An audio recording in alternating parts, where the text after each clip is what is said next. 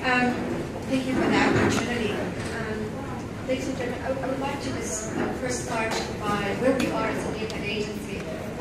We were formed in 2010, as many of you know, but we're now the technical arm of the African Union. I would like to give a brief about an initiative called PIDA, Program for Infrastructure Development for Africa. And it answers to a connectivity issue of our continent, the backbone of our economies, which is infrastructure. I would say that PIDA is the blueprint of Africa's infrastructure at the moment.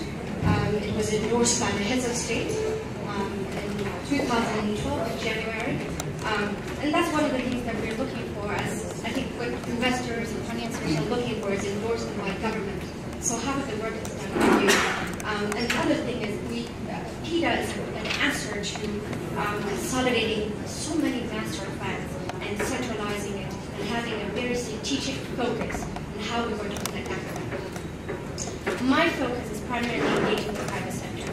So to answer your question, we are currently implementing PIDA PUB, which is the Priority Action Plan, to deliver the listed programs for 53, but now unbundled to projects, about 443 plus projects by 2020. So we call it PIDA PUB. In this implementation process, we believe that this is Africa's time for action. And how we're doing that is through an executive partnership with the African Development Bank, a partnership with significant private sector initiatives such as number one. We're working with the World Economic Forum, for instance. I'll touch upon that a little bit.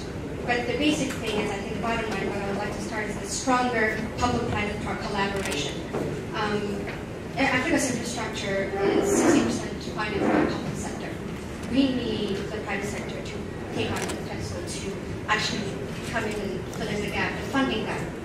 But I don't think the issue is capital.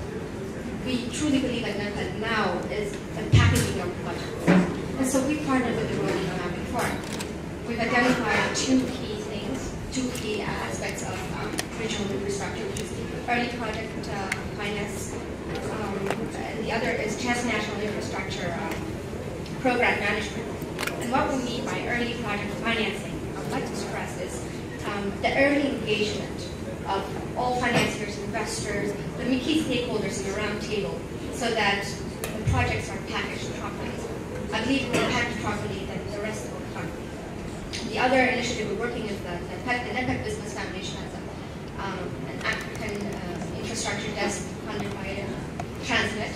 That's a key role that an African company is playing to contribute to project preparation. That leads to what I was saying with regards to project financing. Project preparation is a key issue when it comes to regional infrastructure. The last one is we're having a Dakar Finance Conference, which is going to be held in June, on the 14th and 15th of June, sponsored by Macky Sall, to bring an African investor to come and see how we shortlist the projects. So when it comes to the World Economic Forum African Infrastructure Strategic Initiative, we have shortlisted projects from 60 to 1. The one project is now the central board, working with the governments of Tanzania to kind of help us champion us. And the other business working group members, WEF members, are also participating in packaging central corridor to bring it to market. The key thing is to accelerate. We're trying to implement PIDA, but we are missing the private sector, and most importantly, the African private sector. So we need an active role, whether it's on the funding side or even on the technical part, to package these projects. And it's business. It's not a volunteering process. This is to create a pipeline of projects for EXIM or for AFDB or EcoBank. So we shouldn't see it as a volunteering process, but rather a hands-on approach. I'd like to keep this simple. The bottom line is packaging. And after we package, it's visibility. And after that, the rest will handle itself, I believe.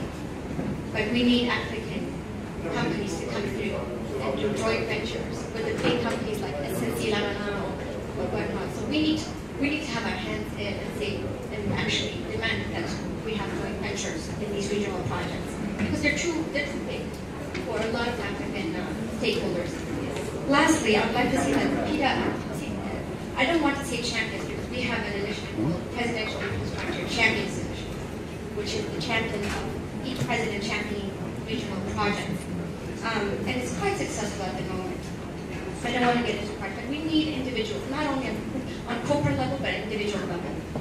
We see Elsabeth who's a fashion designer who's supporting the Africa 50 Fund. We see Antonia who's going and speaking about infrastructure. So we need to be giving confidence, not only to international, but to African investors.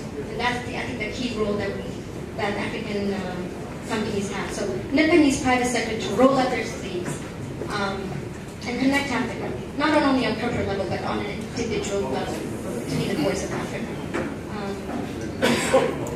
Infrastructure is the backbone of our economy, so it's crucial that we own it.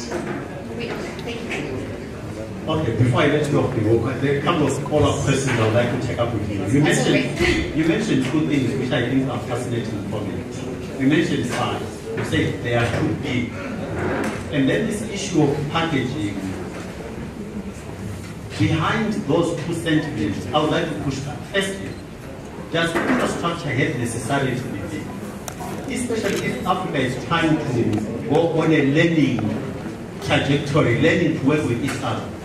Why don't we identify deliberately projects which we can digest and learn from? And the lens from it also now tackles the issue of packaging. I understand, but packaging often depends on who also is at the table. There is no universal packaging. Now, if there is no universal packaging, why don't we learn by doing as opposed to imagining that we can get it to be perfect before it even starts? Make them smaller, digestible, so that there is familiarity in working together, and that will improve the packaging as we go along. Why don't we do that? Okay. That is exactly what we're doing. We actually hired Oracle. See, the premise of PIDA is connectivity. The purpose of PIDA is connectivity.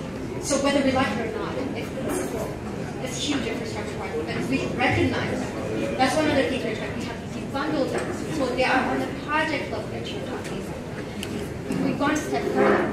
We've narrowed down projects like you said, the Presidential Infrastructure Champions Initiative, through our WEP initiative, now through the DFS, we've narrowed down to about 16, 18 projects, and 5 that will be bringing people from the multinationals, from the multilateral agencies, bringing people to the round table. This is the project. Who's going to do what? So we're getting on very hands-on. So we have to bundle on a project level. But these projects have the continent, they have to have continental effect because connectivity, key issue on our continent. Doing business in Africa, you can't afford to be without Africa Investor.